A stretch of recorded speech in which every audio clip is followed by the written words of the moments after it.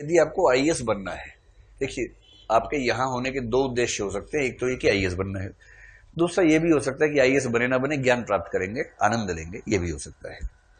तो 1000 में से 2 4 5 बच्चों का उद्देश्य होता है आनंद प्राप्त करना, कि कुछ नया सीखेंगे, मजा आएगा, कुछ नए दोस्त बनेंगे, शायद बात भी बन जाए, तो इस चक्कर में बच्चे आते हैं। ऐसे 5 7 बच्चे जो हैं उनको केंद्र में रख के बात मैं नहीं कर सकता हूं।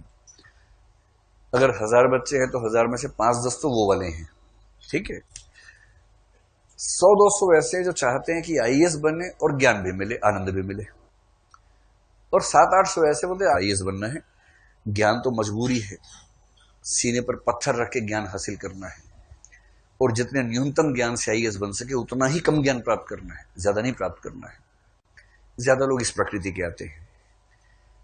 फिर मैंने उनसे पूछा कि जो दोनों उद्देश्य चाह रहे थे, मैंने कहा आपके दोनों उद्देश्यों में से प्राथमिक कौन सा है? तो उनमें से 99% ने कहा कि आईएएस बनना प्राथमिक उद्देश्य है।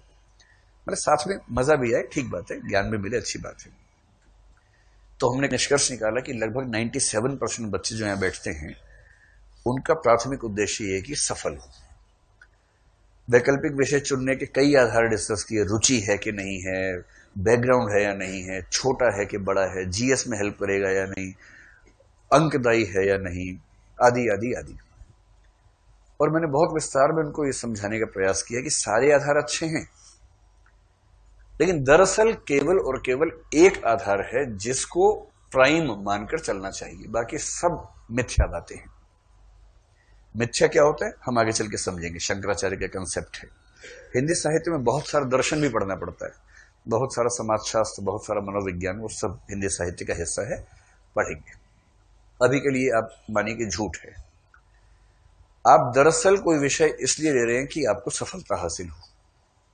सफलता का एकमात्र संबंध इस बात से है कि उस विषय में अच्छे अंक मिले आपको।